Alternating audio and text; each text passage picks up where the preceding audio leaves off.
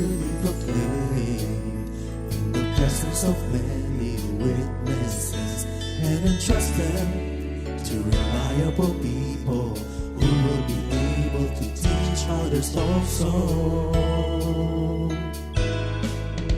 Take the teachings you heard me proclaim in the presence of many witnesses, and entrust them to reliable people who will be able to teach others also. Take the teachings you heard me proclaim in the presence of many witnesses, and entrust them to reliable people who will be able to teach others also. Take the teachings you heard me proclaim in the presence of many witnesses, and entrust them to reliable people who will be able to teach others also. 2 Timothy 2:2.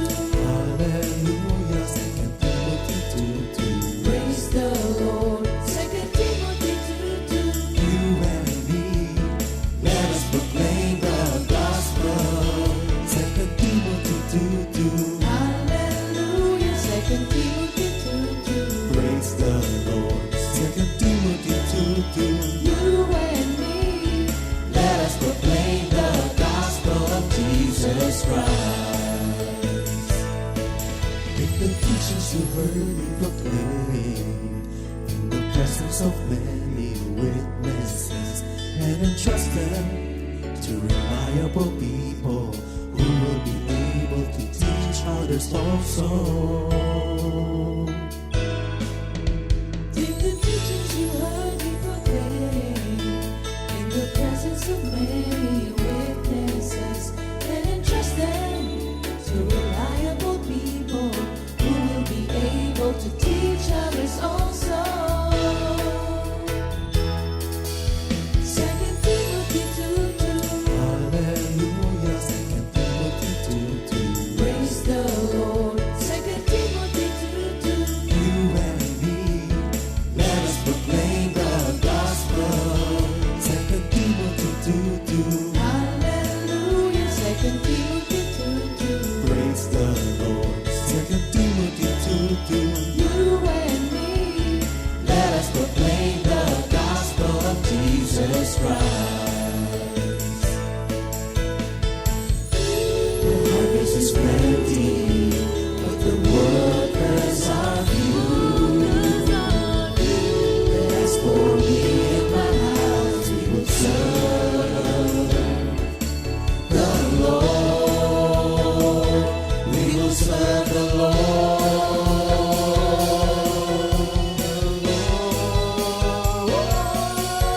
2 Timothy 2:2. Hallelujah. 2 Timothy 2:2. Praise the Lord. 2 Timothy 2:2. You and me, let us proclaim the gospel. 2 Timothy 2:2. Hallelujah. 2 Timothy 2:2. Praise the Lord. 2 Timothy 2:2. You and me, Let us proclaim the gospel of Jesus Christ. 2 Timothy 2:2.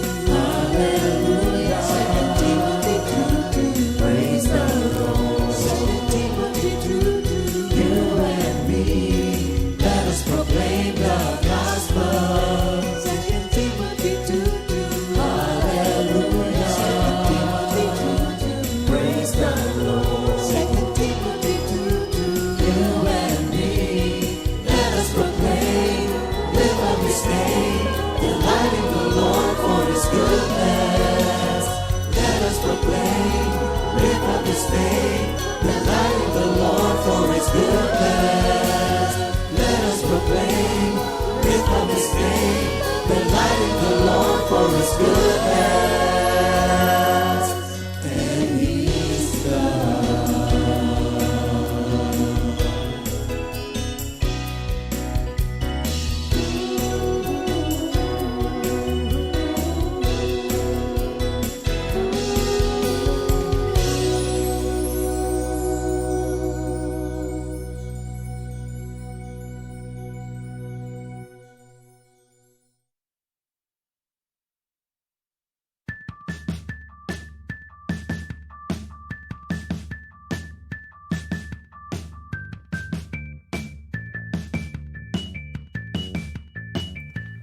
Lord is good.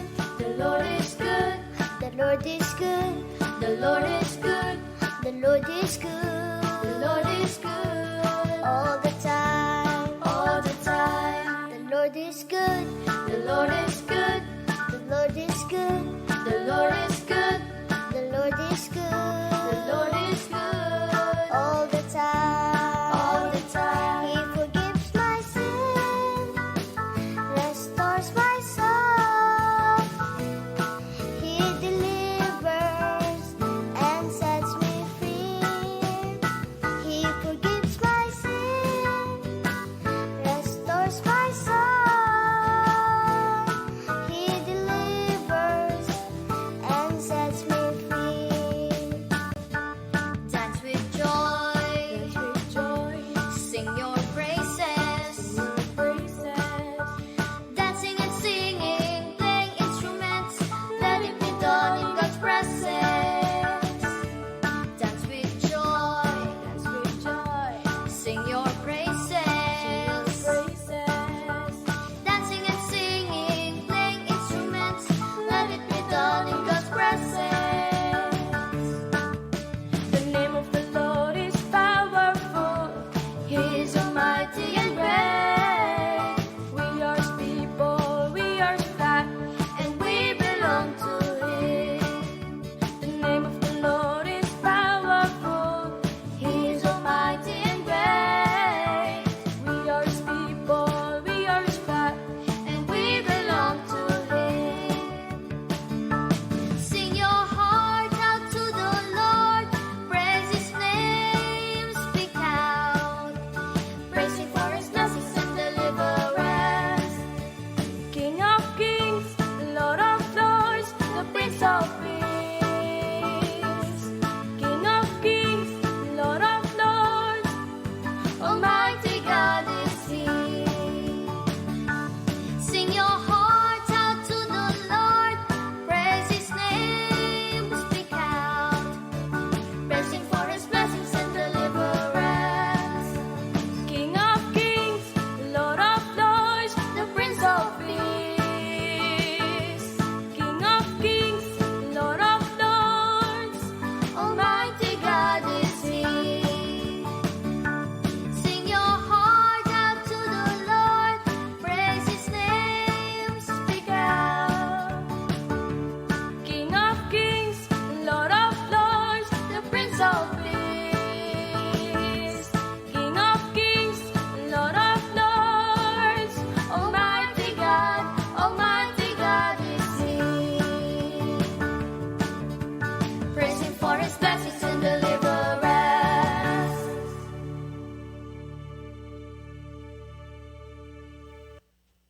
Glory to God. Hallelujah. Purihin ang banal na pangalan ng ating Panginoon. Good morning, Lord. Good morning, Jesus.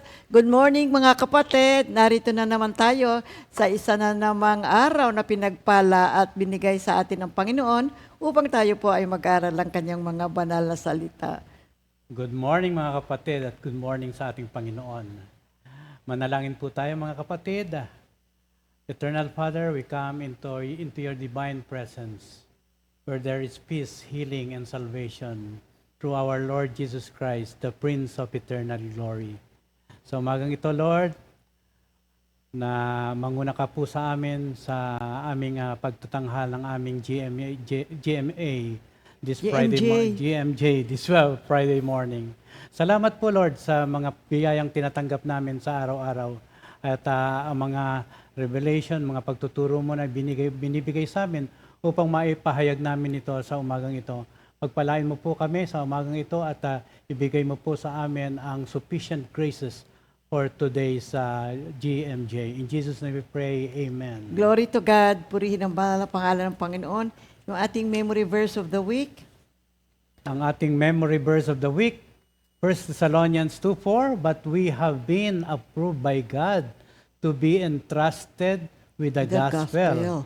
Even so, we speak not as pleasing men, but God who tests our hearts. Mula sa Sa Tagalog Tagalog, version naman. unang Tesalonica 2:4, kundi kung paano kami minarapat ng Diyos na pagkatiwalaan ng Ebanghelyo ay gayon kami nagsasalita.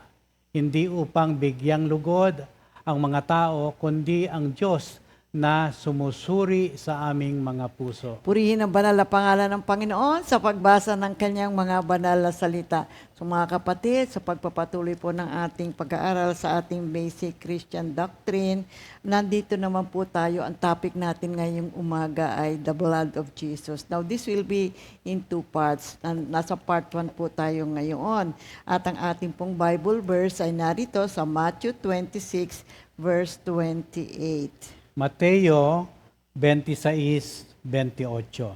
Sapagkat ito ang aking dugo, nakatibayan ang tipan ng Diyos, ito ang aking dugong ibinubuhos para sa kapatawaran ng kasalanan ng marami. Okay, sa English version. Sa English, mga kapatid, for this is my blood of the covenant which is poured out for many for the forgiveness of sins. Okay, napakahalagang mga talata na ating pong tatalakayin natin ngayong umaga. Napakahalaga po ng dugo ng ating Panginoong Hesukristo. Napakahalaga ng kanyang kamatayan. Mga kapatid, kunin niyo yung inyong mga ballpen, inyong notebook, Bible, at sa ating pag-aaral, kayo po ay mag-take down ng notes at on your own, I encourage you, ay pag-aralan niyo rin po sapagkat napakahalaga ng dugo ng ating Panginoong Hesukristo. Napakahalaga ating tanghalin ang kamatayan ng ating Panginoon. Purihin natin siya sa kanyang ginawang sakripisyo para po sa kapatawaran ng ating mga kasalanan. Now, bakit mahalaga ang dugo sa ating Panginoon? You know, sa Biblia, ang dugo ay pangunahing kahalagahan sa Diyos dahil ito ay kumakatawan sa buhay mismo.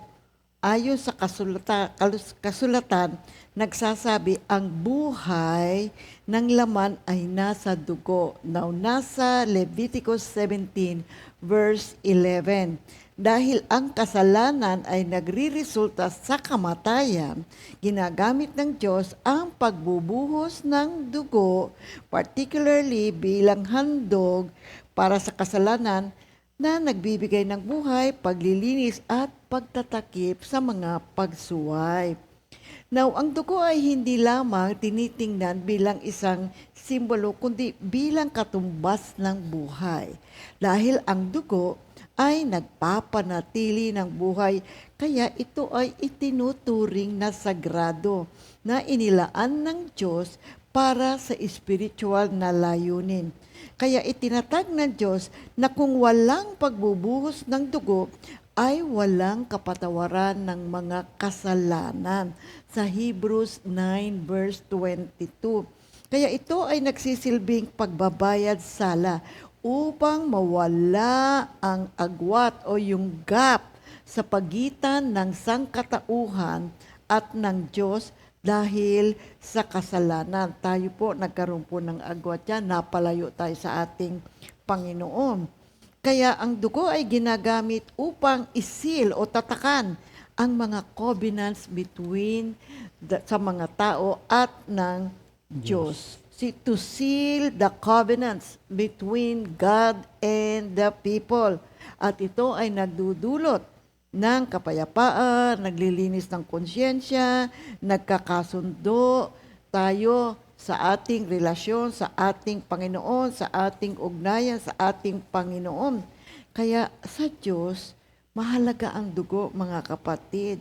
Dahil sa dugong ito ay napatawad tayo sa ating mga kasalanan. Kaya ito po ay mahalaga sa Diyos. Ginamit niya ito upang tayo ay linisin at ibalik sa isang mabuti at maayos na relasyon sa ating Panginoon. Nawalay tayo dahil kasi sa ating kasalanan. Kaya ang buhay nasa dugo. Yes. Life is in the blood. Levitico 17:11. Sapagkat ang buhay ay nasa dugo at iniuutos ko na dapat ihandog iyon sa altar bilang pantubos sa inyong buhay.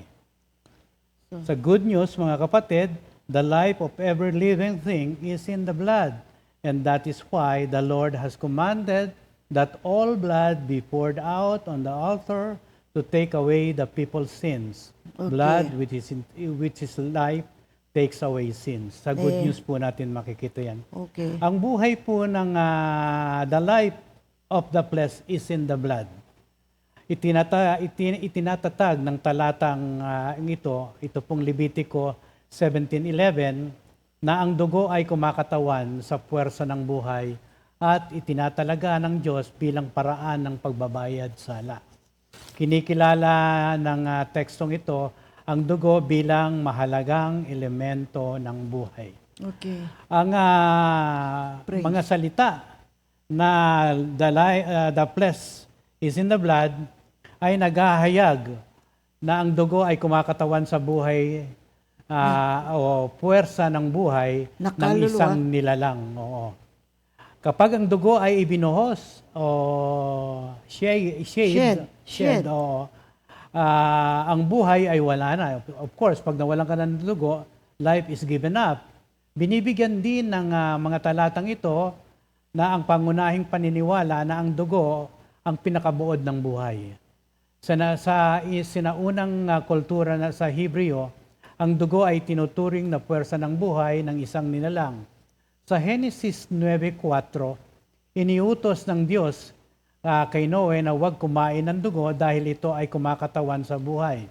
Binibigyan din ng pagkaunawang ito ang kabanalan ng dugo sa mga gawain ng paghahain dahil sumisimbolo ito sa buhay na iniaalay sa Diyos. Example nga niyan, yung pagbubuhos ng dugo. Halimbawa, na-aksidente yung isang tao, maraming dugo ang nawala sa kanya. Alam niyo ang nangyayari kapag naubusan ng dugo, namatay. Yun po ang sinasabi sa atin dito.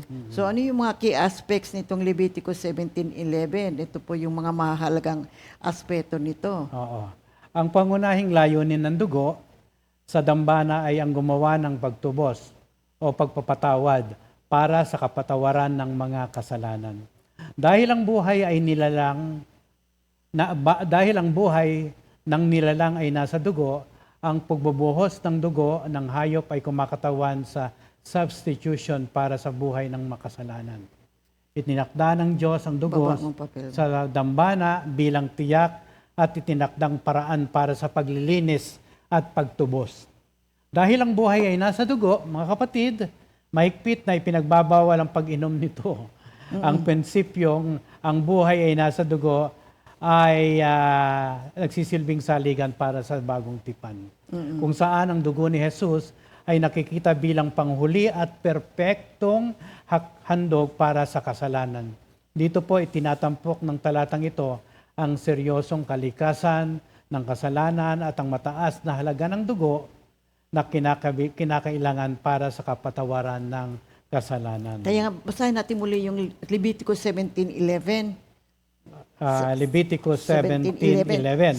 Sapagkat ang buhay ay nasa dugo at iniuutos ko na dapat ihandog iyon sa altar bilang pantubos sa inyong buhay. Yun yung verse 11. Pagdating mo sa verse 12, merong kautusan. Kaya nga, hindi ito dapat kainin ninuman maging siya'y Israelita o dayuhan man. Mga kapatid, napakahalaga. I keep on saying din, napakahalaga po talaga ng kamatayan ng ating Panginoon para po sa kapatawaran ng ating mga kasalanan. Ang pagbubuhos ng dugo ng Panginoon ay isang napakadakilang pag-ibig na kanyang ipinakita, ibinigay, no? Inihayag para po sa ating lahat. Ano po ba yung mga blessings na natatanggap natin? Ito yung mga blessings na ibinigay, idinulot sa atin ng pagbubuhos ng dugo ng ating Panginoon. Unang-una, the blood of Jesus satisfies God's law sa Romans 3:24-26. Ngunit dahil sa kanyang kagandahang loob na walang bayad niyang ibinigay, sila ay tinuring na matuwid sa pamamagitan ni Kristo. Jesus na siyang nagpapalaya sa kanila. Siya ang iniaalay ng Diyos bilang handog upang sa pamamagitan ng kanyang dugo ay mapatawad ang kasalanan ng lahat ng sumasampalataya sa Kanya. Ginawa ito ng Diyos upang patunayang siya'y matuwid, sapagkat noong unang panahon ay nagtimpi siya at pinagtiisan ang mga kasalanang nagawa ng mga tao. Ngunit ngayon ay ipinapakita ng Diyos na siya'y matuwid at itinuturing niyang matuwid ang mga sumasampalataya kay Jesus. Kaya ang dugo ni Lord Jesus Christ ay nagbibigay kasiyahan sa kautusan ng Diyos sa pamamagitan ng pagiging panghuli or the last at ganap na handog na tumutupad sa legal requirements para sa pagtubos. Kaya sa pamamagitan ng dugo ng Panginoong Hesukristo, inaalis ang kasalanan at nagbibigay ng matuwid na katayuan sa mga mananampalataya. Righteous standing, ibig sabihin. Ito ay nagsisilbing isang kapalit na gawa, binabayaran ang kaparusahan ng kamatayan na hinihingi ng banal na katarungan. Kaya tinutupad ang Romans 5 verse 9 na kung saan tayo ngayon ay inaring ganap sa pamamagitan ng kanyang dugo. Kaya ang dugo ni Kristo ay inilalarawan bilang pagpalupag loob o pagbibigay kasiyahan sa matuwid na puot ng Diyos laban sa kasalanan. Romans 3:25. So inililihis nito ang banal na katarungan mula sa makasalanan sa pamamagitan ng pagtatakip sa mga pagsuway at tinitiyak na ang Diyos ay makatarungan at nagbibigay ng kapatawaran sa ating mga kasalanan sa sinumang nagtitiwala sa ating Panginoong Hesukristo. So ikalawa, we are justified. Ang dugo ni Lord Jesus ay nagpapawalang sala sa mga mananampalataya at ginagawa silang matuwid sa paningin ng Panginoong Diyos na parabang hindi sila nagkasala. Romans 5:9. Kaya tinutunugan nito ang hinihingi ng kautusan para sa ganap na kabanalan. So, hindi tulad ng pansamantalang pagtatakip ng mga hain ng hayop sa lumang tipan. So, ang dugo ni Kristo ay naglilinis ng kasalanan permanente. Hebrews 10 verse 4, 1 John 1:7. Kaya ito ay kumikilos bilang isang perfectong kapalit ng kamatayan. Kabayaran para po sa ating mga kasalanan. Kaya basahin natin yung 1 John 1:7. Ngunit kung namumuhay tayo sa liwanag, gaya niya na nasa liwanag, tayo nagkakaisa at ang lahat ng ating kasalanan ay nililinis ng dugo ni Jesus na kanyang anak. Ganon din po sa Hebreo 10:4, sapagkat ang dugo ng mga toro at mga kambing ay hindi makakapawi ng mga kasalanan. Kaya mga kapatid, unang-una, ano po yung natanggap nating blessing sa pamagitan po ng pagbubuhos ng dugo ng Panginoon? The blood of Jesus Christ satisfies God's law. So ito pa po ang isang naganap sa atin. We are cleansed. Yung konsyensya natin po, mga kapatid, ay nalilinis. The blood not only satisfies the divine law, but it also cleanses our conscience, ating mga konsyensya. Alam naman po ninyo ang laman ng ating kaisipan. Kapag hindi tayo nag-ingat dyan, it brings us to death. Pero ngayon, sa pamamagitan ng pagbubuhos ng dugo ng Panginoong Hesukristo, we are now transformed to a life of service sa ating Panginoong Diyos. At yan ay makikita natin sa Hebrews 9:13-14. Kung ang dugo ng mga kambing at toro at ang abo ng dumalagang baka ang iwinisik sa mga taong itinuturing na marumi upang sila'y luminis ayon sa kautusan, higit ang nagagawa ng dugo ni Kristo sa pamagitan ng walang hanggang espiritu, inialay niya sa Diyos ang kanyang sarili bilang handog ng walang kapintasan. Ang kanyang dugo ay lumilinis sa ating mga budhi, sa mga gawang walang kabuluhan upang tayo makapaglingkod sa Diyos na buhay. At alam niyo pa nang ginagawa sa atin, tayo po ay naging malaya sa kaparusahan. Yeah. Na yan ang nagawa po ng dugo ng ating Panginoong Yung Jesu freedom Cristo. from penalty na Yes, tinatawag. Ephesians No? 1:7. Narito po yan sa Efeso 1:7. Baba, note. Efeso 1:7, tinubos tayo ni Kristo sa pamamagitan ng kanyang dugo at pinatawad ang ating mga kasalanan, ganon kasagana ang kanyang kagandahang loob. Kaya ultimately mga kapatid, ang ating Panginoong Hesukristo Ang kanyang justice ay naganap at ang kanyang awa, yung mercy niya, talaga mercy triumphs over justice at nagkaroon ng bagong covenant na kung saan ang mga mananampalataya po ay na-justified, na-redeemed, nalinis by the precious and perfect blood of Jesus Christ. So number 1, the blood of Jesus satisfies God's law. Ito naman po, ikalawang pagpapalang natanggap po nating lahat. Ikalawa, Ang ikalawa po, mga kapatid, the church o yung mga believers was bought binili ng blood ng ating Panginoong Jesus, no? Acts 20 o mga gawa 20:28. Ingatan ninyo ang inyong sarili at ang buong kawan na iniligay ng Espiritu Santo sa inyong pangangasiwa. Pangalagaan ninyo ang iglesia ng Diyos na kanyang tinubos sa pamamagitan ng dugo ng kanyang anak. Yes, Amen. napaka-importante pala nito, mga kapatid, no? oo. Ano ba sinasabi nito ni Saint Paul?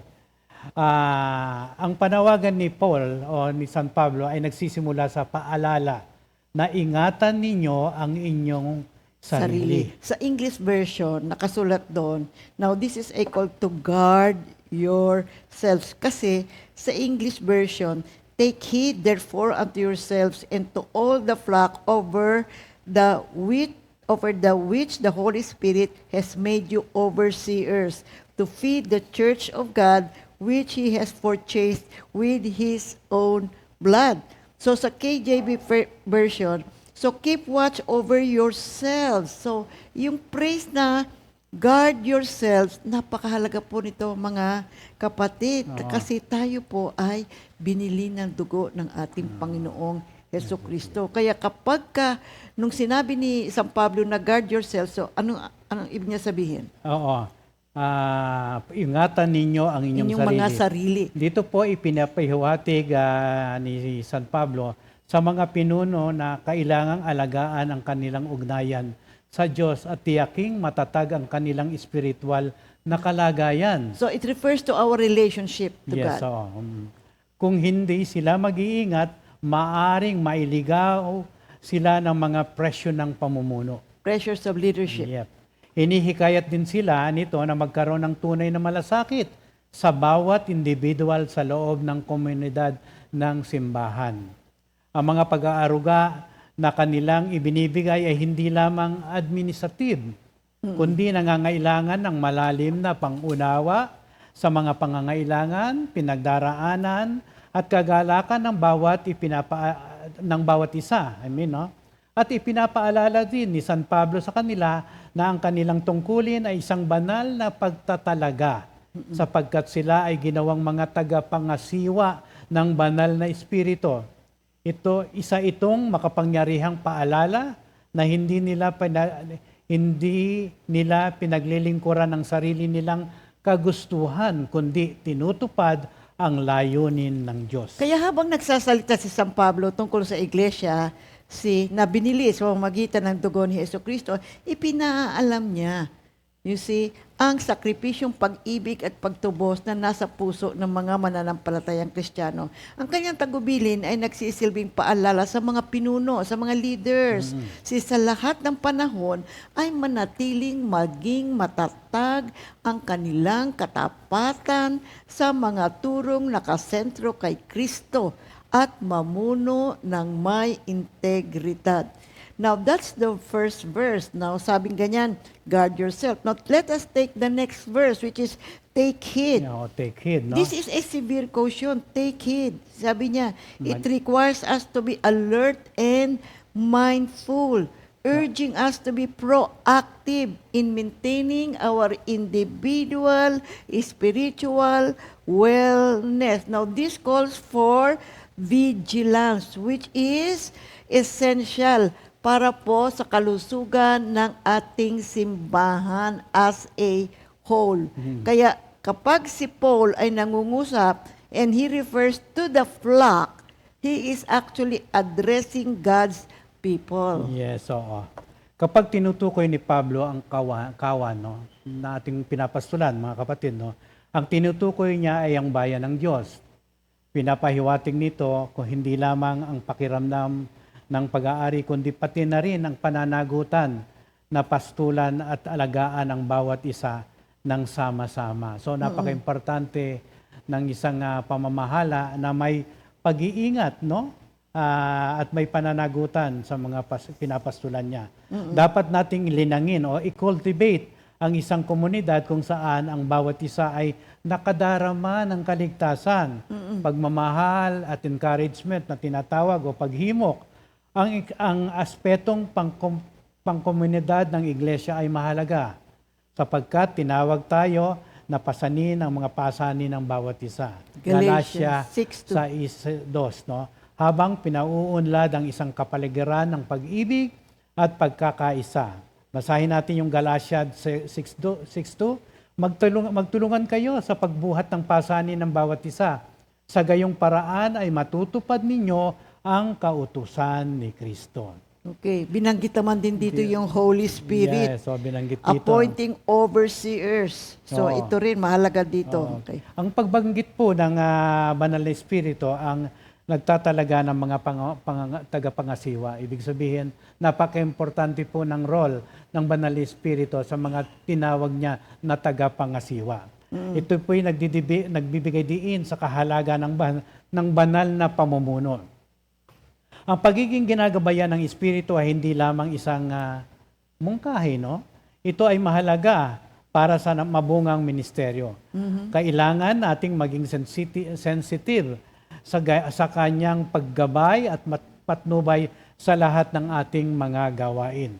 Kabilang dito ang pagdarasal para sa karunungan at guidance, sapagkat ang pagtitiwala sa Banal na Espiritu ay nagbibigay kapangyarihan sa atin upang makagawa ng mga pasyang naaayon sa kalooban ng Diyos.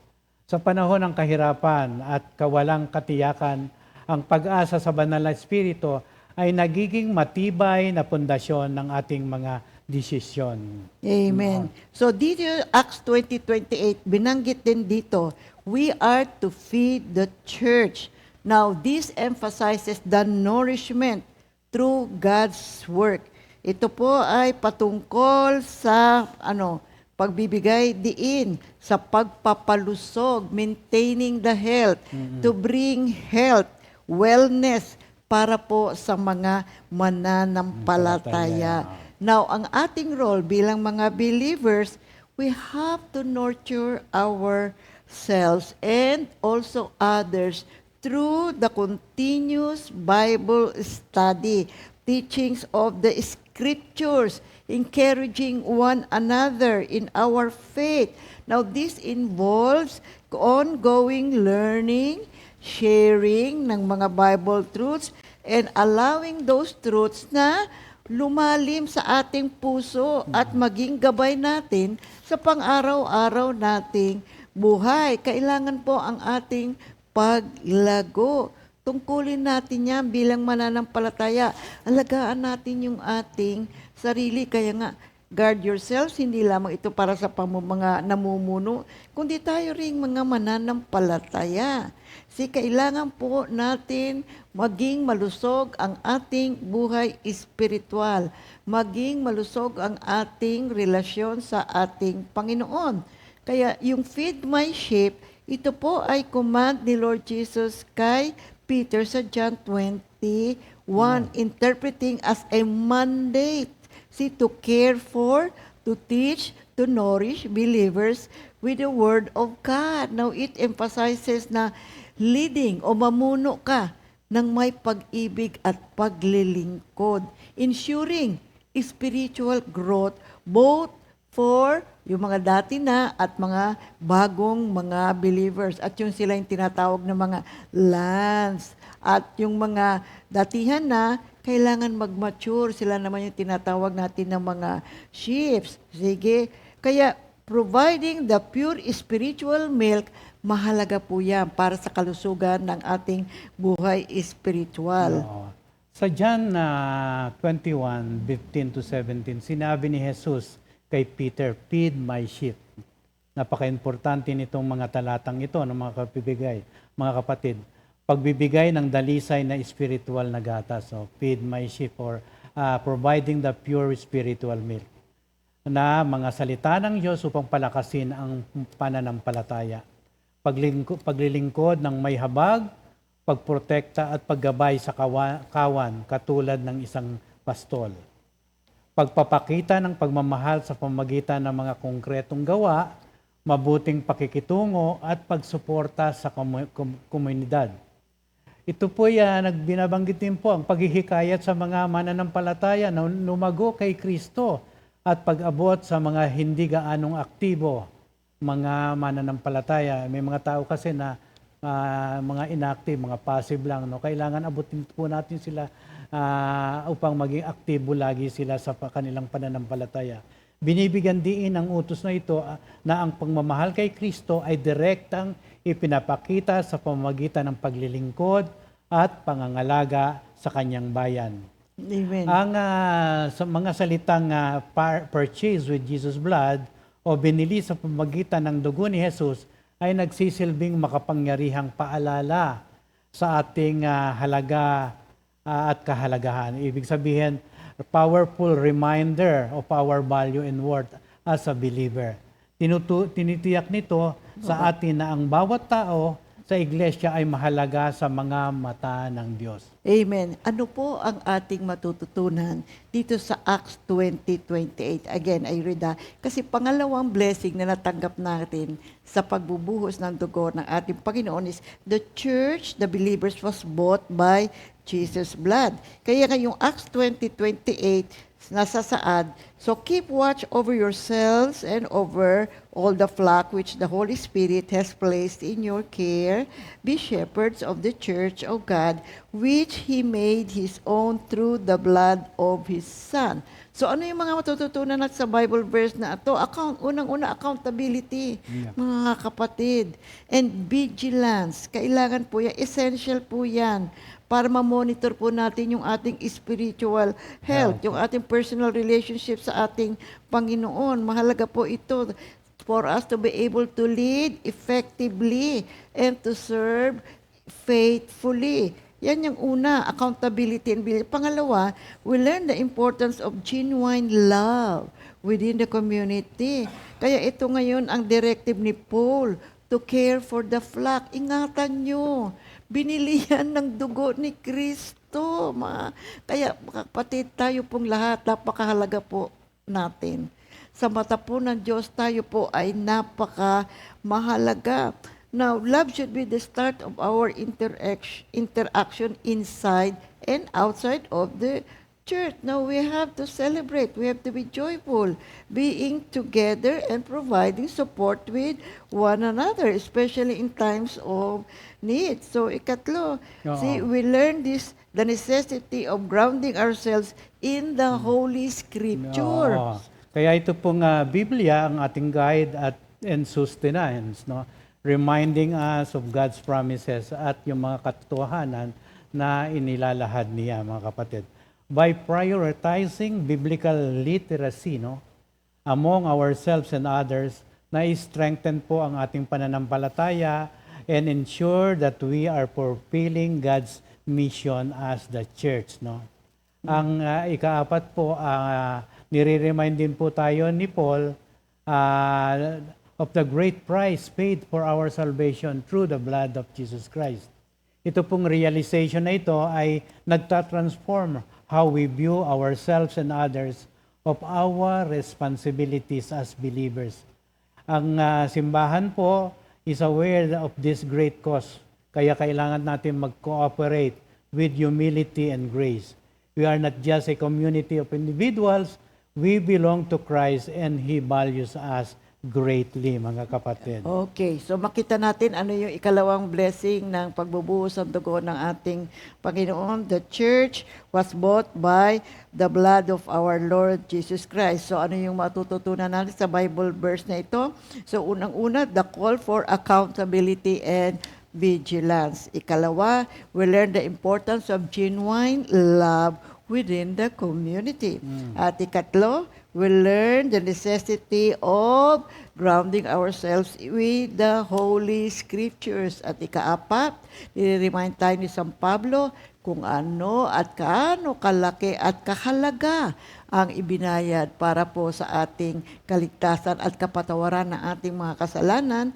And ikalima, we learn that leadership is a calling. That's why we have to carry out our roles with faithfulness. So, ano yung ikatlong blessing na natanggap natin sa pagbubuhos ng dugo ng ating Panginoon? Thirdly, now there is a new covenant established in the blood of our Lord Jesus Christ. Mateo 26:28.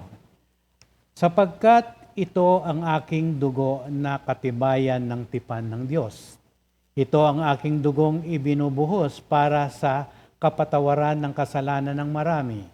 For this is my blood of the covenant which is poured out for many for the forgiveness of sins. Kaya yung pagbubuhos ng dugo ng ating Panginoong Hesukristo, mahalaga po mga kapatid. Sa umagitan nito, natanggap po natin ang kapatawaran ng ating mga kasalanan. Nasa Hebrews 9 verse 22. Ayon sa kautusan, halos lahat ng bagay ay nililinis sa pamamagitan ng dugo ng ating Panginoon, sapagkat kung walang pag-aalay ng dugo, walang kapatawaran ng kasalanan. Kaya sinabi ni Lord Jesus during the Last Supper, sabi niya, "This is my blood of the covenant." Nagsasalita siya dito sa huling hapunan. At dito ay itinatag ang bagong tipan sa pamamagitan ng kanyang nalalapit na sakripisyo.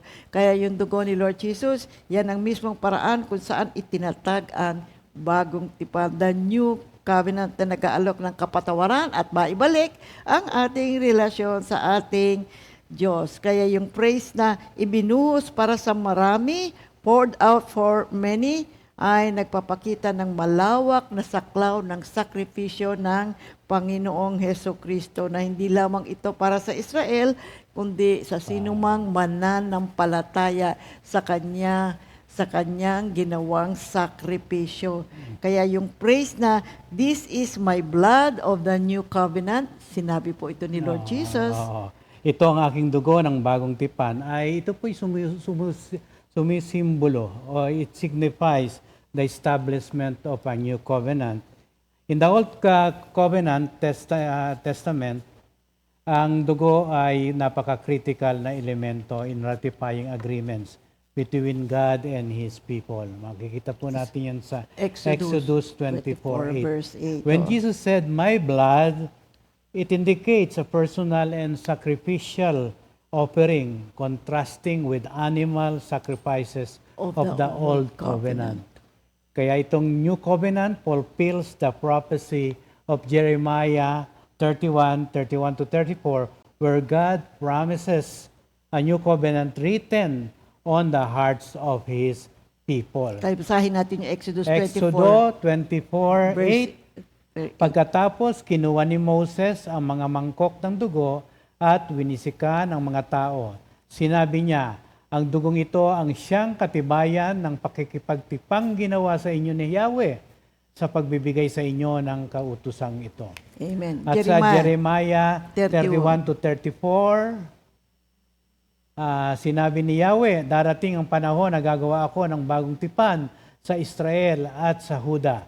Ito'y hindi tulad ng kasunduang ginawa ko sa kanilang mga ninuno nang ilabas ko sila sa Ehipto. Bagamat para akong isang asawa sa kanila, sinira nila ang kasunduang ito. Ganito ang gagawin kong kasunduan sa bayan ng Israel pagdating ng panahon. Itatanim ko sa kanilang kalooban ang aking kautusan, isusulat ko ito sa kanilang mga puso, ako ang kanilang magiging Diyos, at sila ang aking magiging bayan. Hindi na sila kailangang turuan,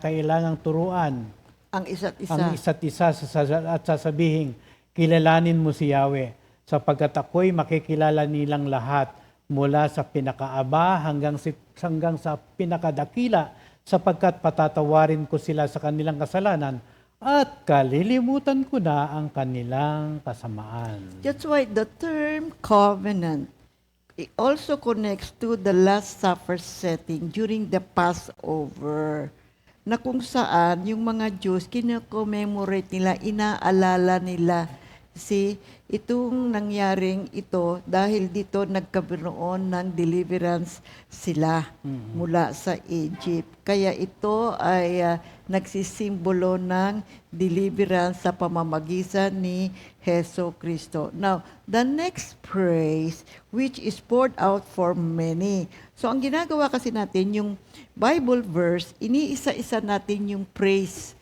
Bawat praise para maunawaan natin ang kahalagahan ng dugo ni Kristo. Now, kunin naman natin yung meaning ng which is poured out for many.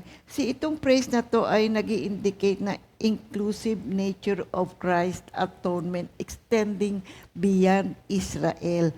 So ito po, sumasaklaw po ito sa lahat ng mga tao, hindi lang para sa Israel. Sino mang mananampalataya, mga kapatid. Kaya yung Isaiah 53:12, dahil dito siya'y aking pararangalan kasama ng mga dakila at makapangyarihan sapagkat kusang loob niyang ibinigay ang sarili at nakibahagi sa parusa ng masasama. Inako niya ang mga kasalanan at idinalangin sila'y patawarin. Yan po ang ginawa ng ating Panginoon. You see, now the praise, this is my blood of the covenant which is poured out for many. Sinabi ho ito ni Lord Jesus during the Last Supper in Matthew 26:28, Mark 14:24 at Luke 22:20. Na kung saan ay shinare ni Lord Jesus yung cup with his disciples, symbolizing his impending sacrifice. Kaya ang dugo ni Kristo ay nagsimula ng isang bagong tipan.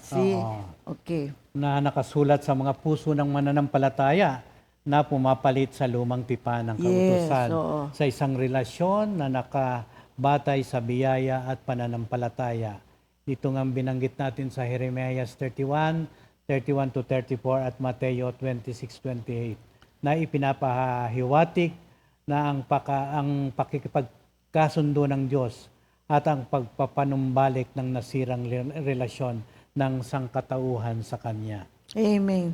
Kaya during the Passover meal, kaya nga itong during the Passover meal, Jesus' words and actions ay link His sacrifice to the Paschal Lamb, commemorating Israel's deliverance from Egypt. Just as the lamb blood protected the Israelites, Jesus' blood provides spiritual deliverance from sin and death. Matthew 26:28, Exodus 12:13. Ito pong binabanggit, the cup shared at the Last Supper symbolizes participation in this covenant and the promised salvation. Okay. Basahin ko po yung Exodus 12:13.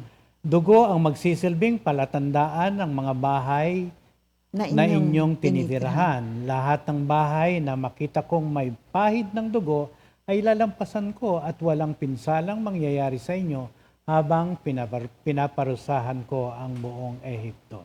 Kaya the act of partaking in the Lord's Supper, Lord's Supper commemorates Jesus' sacrifice and reminds Christians of the covenant established through His blood. Kaya yung blood ni Lord Jesus enables a direct, unmediated relationship with God, emphasizing grace over ritual law. Luke 22:20. Lucas 22:20. Gayon din naman, dinampot niya ang kopa pagkatapos maghapunan at sinabi, ang kopang ito ang bagong tipan ng Diyos na pinagtibay ng aking dugo. Ang aking dugo ay mabubuhos alang-alang sa inyo. Amen. Dito rin sa Hebreo 12:24, nilapitan ninyo si Jesus, ang tagapamagitan ng bagong tipan, at ang dugong iwinisik na may pangako ng mas mabubuting bagay kaysa isinisigaw ng dugo ni Abel. Amen. So yung Matthew 26:28, wherein a new covenant was established in His blood, sabi ni Lord Jesus, for this is my blood of the covenant, tinalakay na natin yon, which is poured out for many, yung binigyan na natin explanation. Ngayon naman, for the forgiveness of sin. Oo. Kaya dito po ay binibigyan po ng kahulugan itong forgiveness of sin, na yung purpose ng sakripisyo ng ating Panginoon is to provide forgiveness. Mm-mm. Dahil po sa lumang tipan, ang kapatawaran ay hinahanap sa pamagitan ng sistema ng mga handog na sakripisyo. Ngunit ito ay pansamantala at hindi lubos. Oo, Nabanggit sa yan Old sa Testament. Hebreo 10 na Oo, sa 4, Old no? Testament. Ang sakripisyo ni Jesus ay nag-aalok ng ganap at walang hanggang kapatawaran Amen. na tumutupad sa hula tungkol sa isang nagdurusang lingkod na magpapasan ng mga kasalanan ng iba. Isaiah 53:5-6 yun po yung pong itong hulang ito na binabanggit ko.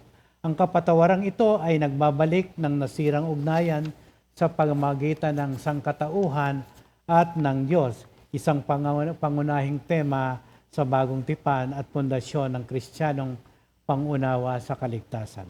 Okay. So, yung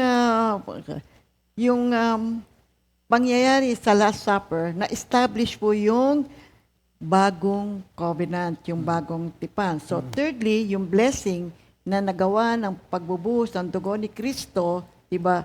First, anong nangyari? Sabi, the blood of Jesus satisfies God's law. Pangalawa, the believers are bought by Jesus' blood. Ikatlo, ang blessing na tanggap natin, a new covenant was established. Ikaapat, itong covenant na to is eternal. Walang hanggan. Walang hanggan Mga itong kapatid. tipan na naganap sa pamamagitan ng kamatayan ng ating Panginoon. Matatagpuan natin yan sa Hebrews 13 verse 20. Ang Diyos ng kapayapaan ang siyang muling bumuhay sa ating Panginoong Hesus na naging dakilang pastol ng mga tupa dahil sa kanyang dugo na nagpatibay sa walang hanggang tipan. Amen. Purihin ang Diyos. Kaya sa pamamagitan ng dugo ni Kristo, meron na tayo ngayong tipan na walang hanggan. Eternal. Isang natatanging pangako ng Diyos sa atin. Kaya tinitiyak ng tipang ito ang ating kaligtasan, ang ating buhay ay walang hanggan sapagkat kasama natin si Lord. Si Jesus Christ ang buhay, siya ang ating mabuting pastol. Gumagabay sa atin sa pang-araw-araw nating buhay. Nagbibigay sa atin ng kapayapaan, ng kaginawaan. Kaya ano man ang pagsubok na harapin natin, kakayanin natin, we can overcome sapagkat nagtitiwala tayo sa Diyos at ang tagumpay ay sumasa atin sa pamamagitan ng pag-ibig ng Diyos. Ang kanyang kamatayan, ang kanyang dugo, sumasagisag po yan ng sakripisyo at pag-ibig para sa ating lahat. At pinakita ni Lord Jesus kung gaano niya tayo lahat kamahal at kung papaano niya sinunod ang kagustuhan ng Ama. Kaya hinihikayat po tayong lahat sa ating pag-aaral na yakapin natin itong biyayang ito na ibinigay ng ating Panginoong Heso Kristo, mga kapatid. Isang dakila at napakalalim na hindi mo malirip na maunawaan kung bakit isang Diyos bumaba sa lupa upang tayo ay mapatawad sa ating mga kasalanan at siya ay kasama natin sa pang-araw-araw nating buhay. At dito makikita rin natin, mga kapatid, si God is the God of peace. Kasi English version, No, sa English version, no? basahin mo. Sa King James Version, sa Hebrews 13:20, mga kapatid. Oo. Now the God of peace that brought again from the dead our Lord Jesus, the great shepherd of the sheep, through the blood of the everlasting covenant. Okay, Sa talakay. New Life Verse, NLT, now may the God of peace who brought up the dead of our Lord Jesus, the great shepherd of the sheep, and ratified an eternal covenant with With His blood. Oo. Kaya sa pamamagitan ng kanyang dugo, meron na Mata- tayong walang hanggang tipan. Oo. Glory to God. So, ang Diyos ng kapayapaan. Oo. He is referred as the God of peace. Alam niyo, ang kapayapaan, ako, lahat ng tao hinahangad lang. Ako, All of us, lalo na ngayon, ano ba nangyayari sa buong mundo? Ay, nako, napakagulo. Lahat ng tao naghahangad ng kapayapaan, di ba mga kapatid? We want peace in our relationship, we want peace everywhere, we want peace in our hearts, we want peace in our minds, you see. Pero we have to realize that true peace comes only from our God, who is more powerful and is in control over all things. At anuman po yung ating hinaharap, alam ng Diyos. Kontrolado ng Diyos. Kung sa bagay, lungkot kung misa may mga negative situations, di ba? Meron kang gustong mangyari, hindi naman matupad, no? Pray ka na ng pray kay Lord. Pero alam po natin, alam ng Diyos, tapos in control siya. So, kinuha natin ngayon, naralan natin yung God of peace. Kunin natin yung next praise, who brought up from the dead of our Lord Jesus Christ. God of peace brought up from the dead our Lord Jesus Christ. Okay. Ito. So, This verse highlights that God brought Jesus back from the dead. yes. Ito po pinapakita that Jesus is victorious over sin and death. Kaya ito po nga muling pagkabuhay ng ating Panginoon ay binibigyan tayo ng pag-asa through our Lord Jesus Christ. Now we can have new life, mga kapatid. As we reflect on this, mga kapatid, we need to remember that this victory is not just for Jesus. It extends to us as believers.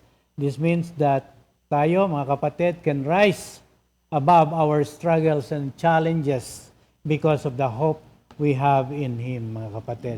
Okay. Ito pong dugo ay speaks to the sacrifice Jesus made on the cross for our sins. This sacrifice establishes a covenant, a promise between God and us. Sa pamagitan ng covenant na ito, we are assured of our salvation and look forward to eternal life. Ito pong everlasting nature ng itong covenant na ito means it never changes. It stands firm no matter what we face in life, mga kapatid. Amen. Now, itong verse na ito, itong Hebrews 13:20, now, we can break down into 4 main components. Okay, una, kinikilala natin ang Diyos bilang Diyos ng kapayapaan. He is the God of peace. So, ang pagkilalang ito ay nagpapakita ng kanyang authority. Siya ang Diyos ng kapayapaan. Hindi ng kaguluhan na siya ang Diyos ng kapayapaan at pakikipagsundo. At makakakhanap tayo ng kaaliwan sa kaalaman na sa gitna ng mga negative situations ay meron tayong Diyos. Now, secondly, yung resurrection ng ating Panginoong Heso Kristo. See, yung praise na, who brought up from the dead our Lord Jesus Christ. Yan yung Diyos. See? So, ito ay powerful declaration, mga kapatid. See, ng pag-asa. Sapagkat kung ang Diyos ay nabuhay mula sa kamatayan, ganun din, sinuman ang tumanggap kay Lord Jesus mula sa isang buhay na patay, magkakaroon ka ng bagong buhay. Now, thirdly, the great shepherd of the sheep. Now, this is a very beautiful image of Christ's nurturing role, yung kanyang pag-aalaga sa ating lahat. As sheep, we may wonder, minsan naliligaw tayo kung ano pinagagawa natin, marami tayong mga struggle sa buhay. But we have to realize, meron tayong shepherd na siya po nag-guide at nagko-comfort palagi sa atin. Kaya ano man po mangyari, we can always return to Him for directions, di ba? And rely on His unfailing love.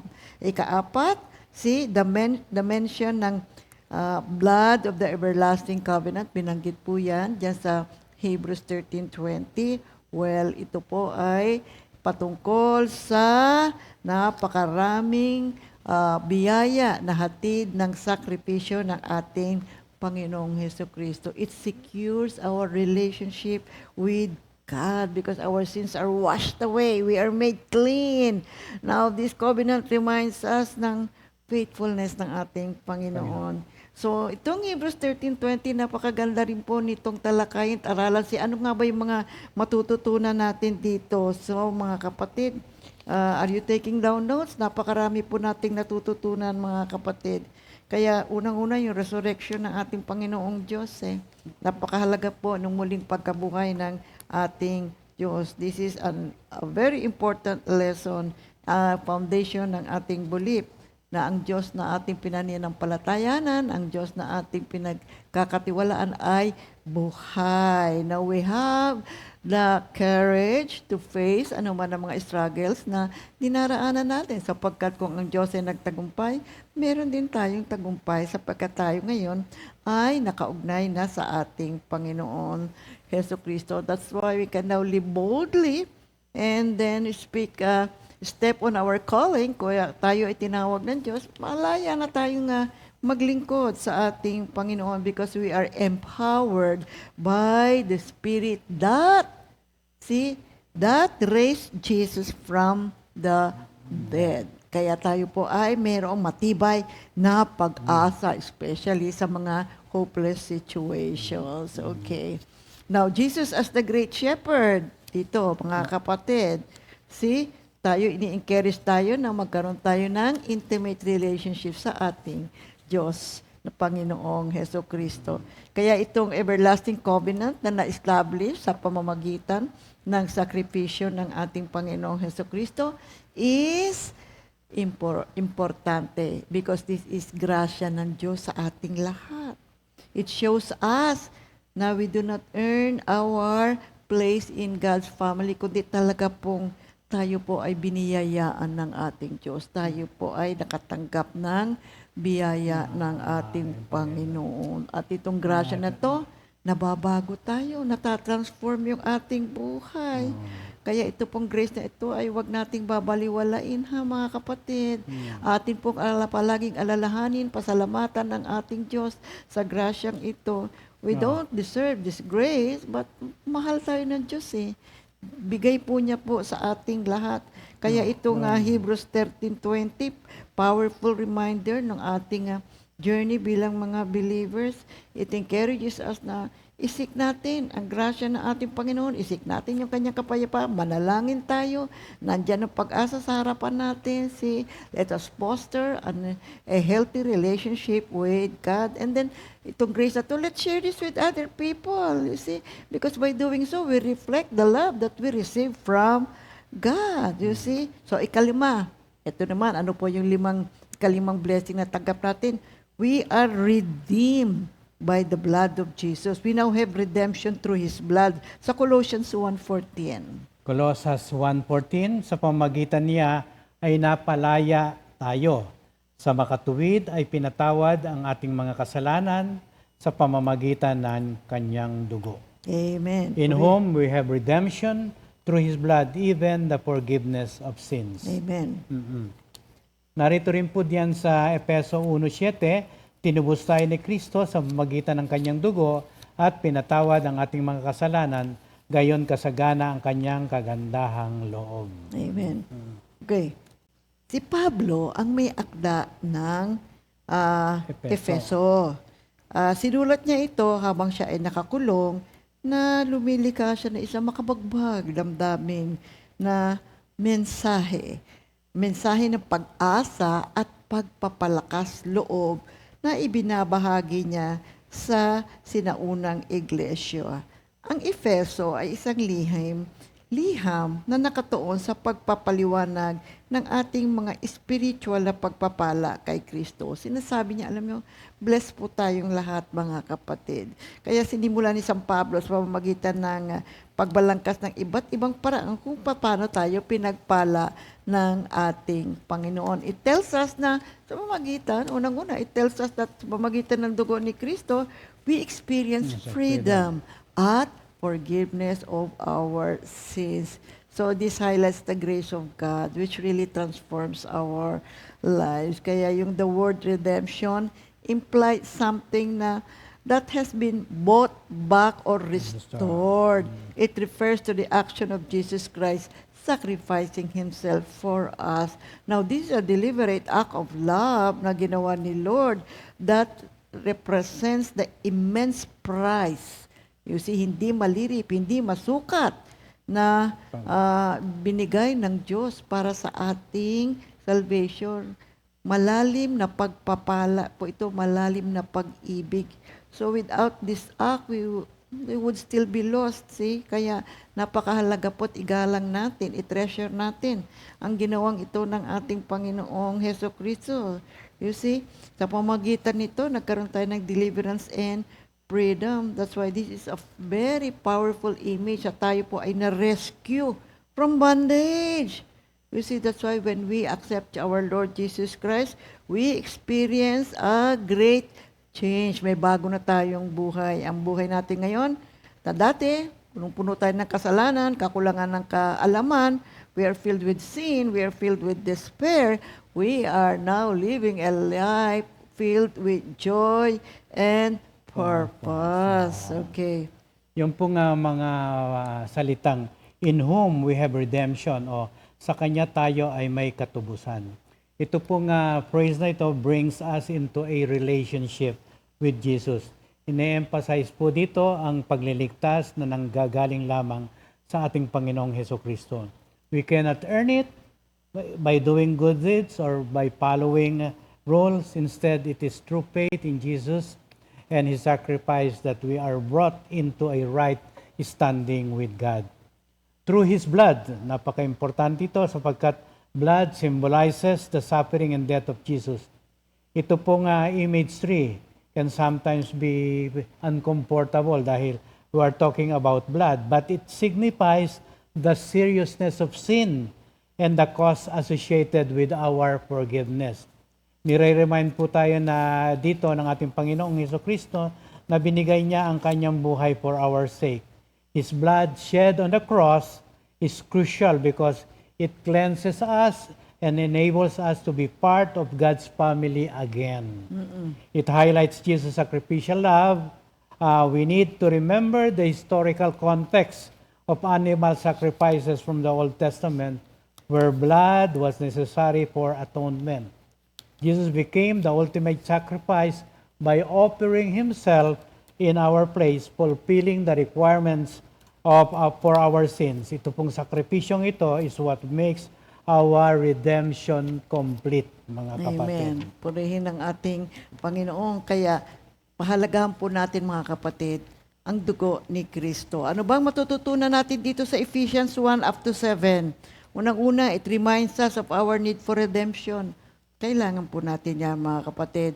By recognizing our brokenness, we open the door of God's healing power in our lives. So, no matter kung ano man ang ating mga dinaanan sa buhay, you see, ang grasya ng Diyos ay laging naririyan. Pangalawa, matututunan natin yung nature ng forgiveness ng ating Panginoon. You see, ang kanyang grasya ay, mayaman, mayabong, mga kapatid. You see, ang kayamanan ng kanyang biyaya, sobra-sobra, mga kapatid. At yan po ay tinatamasa nating lahat. And we also learn na yung grasya ng Diyos ay hindi lamang para itago natin, kundi to be shared. Kasi ang grasya ng Diyos ay abundant, sagana, mga kapatid. We are a group of believers, brothers and sisters, so we live in a community. We need to support one another. You see, when others are really blessed and abundant, see, let others experience also the love of God through us. We are called to be examples of God's love. So we have to extend kindness and mercy to people around us. Yung ika-apat. Ang ika-apat dito po sa Efeso 1:7 ay hinihikaya tayong mamuhay ng may pasasalamat. Amen. Ang pagkilala sa ilalim, sa depth ng grasya ng ating Panginoon, it cultivates a heart of thankfulness. As we reflect on our position in Christ, we cannot help but respond with praise and worship, recognizing the depth of what He has done for all of us. At ang panglima, natututuhan din natin ang ating pagkakakilanlan na nakaugat kay Kristo. Tayo ay nabibilang sa Kanya na may dalang napakalaking kahalagahan. Ang pag-unawang ito ay makatutulong sa atin na harapin ang mga hamon sa buhay na may katiyakan. Ang pagkaalam kung sino siya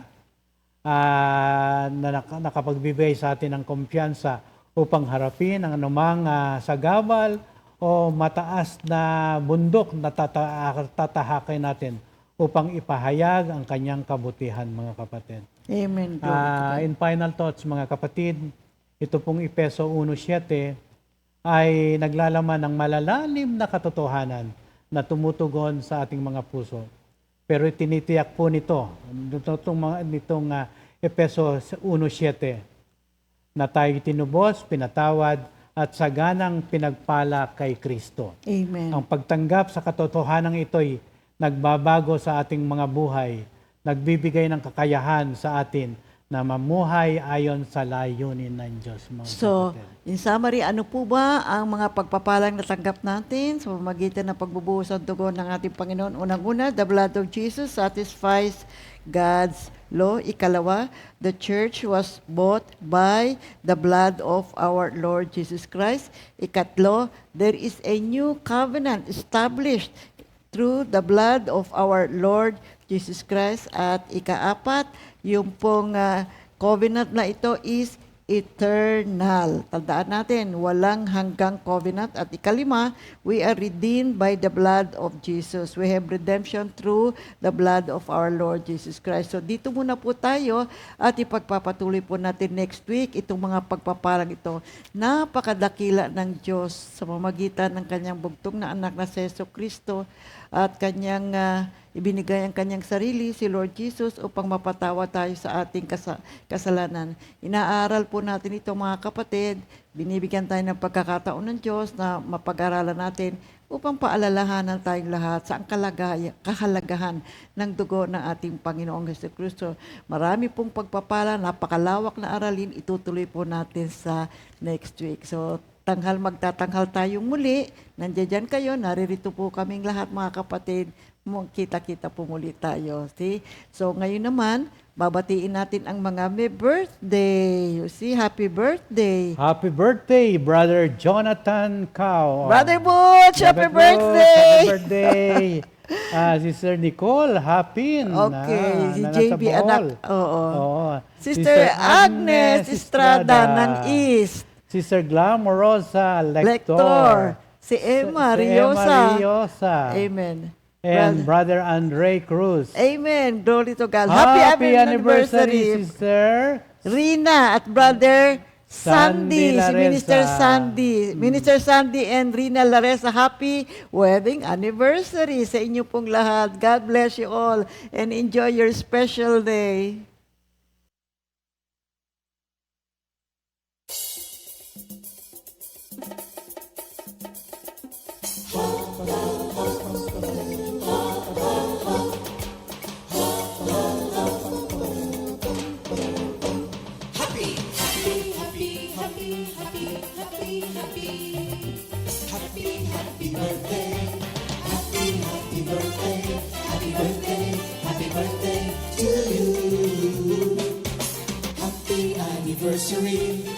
Happy anniversary, happy, happy, happy anniversary. Happy anniversary. May the good Lord bless and keep you, may the Lord's light shine upon you. Happy anniversary to you. Happy, happy birthday to you.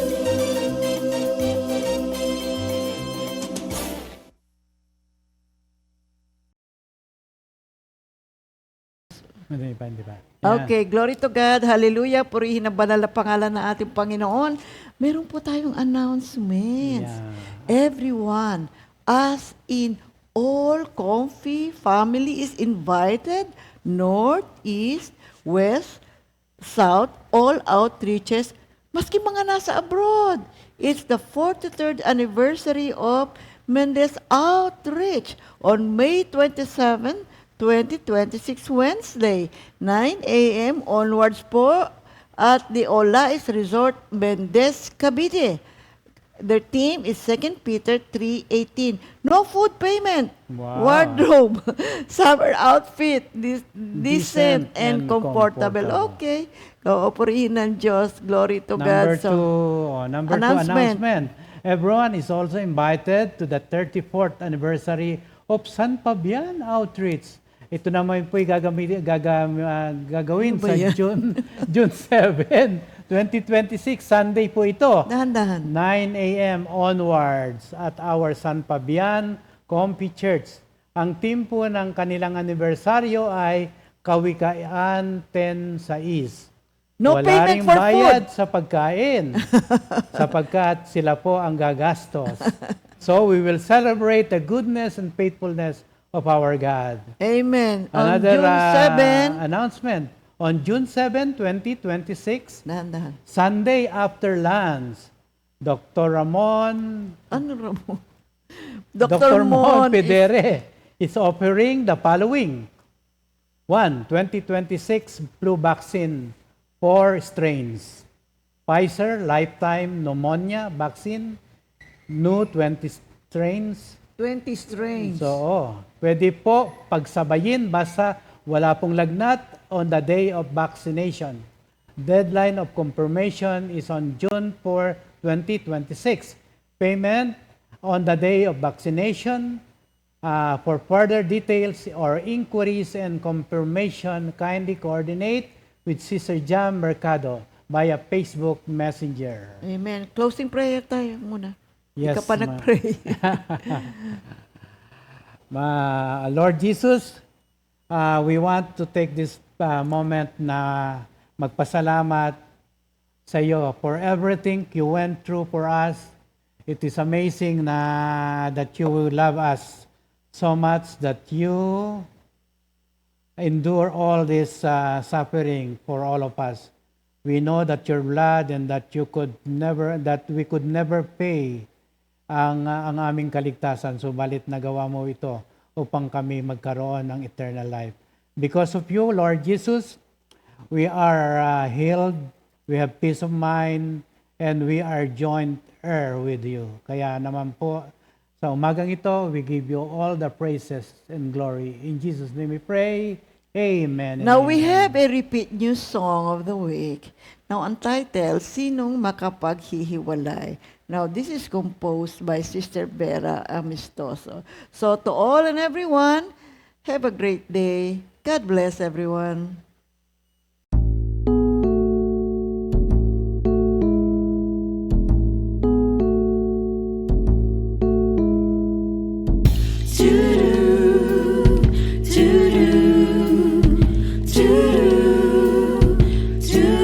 Sa araw-araw na lumilipas, ano, iba't ibang hamon namamalas.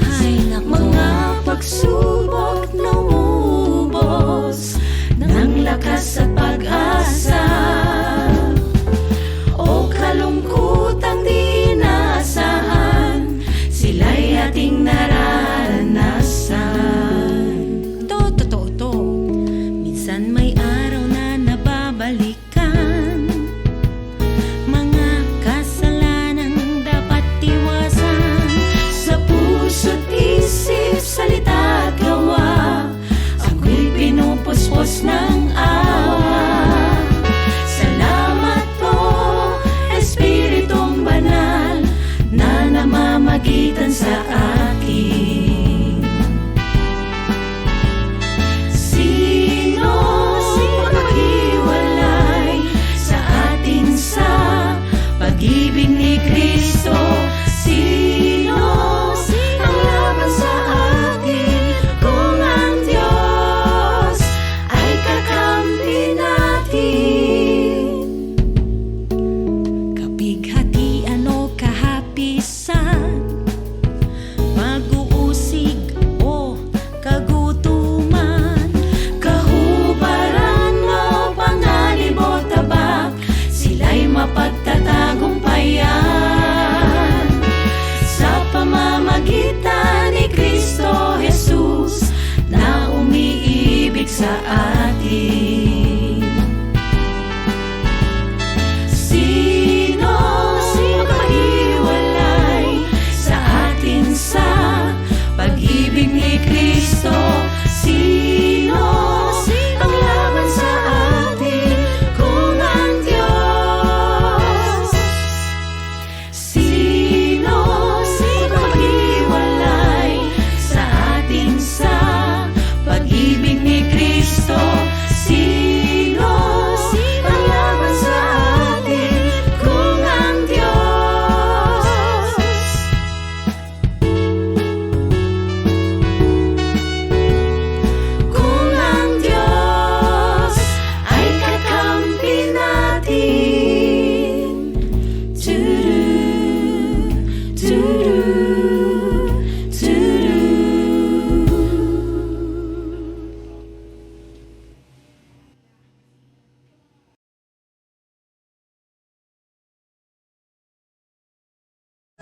2 Timothy 2.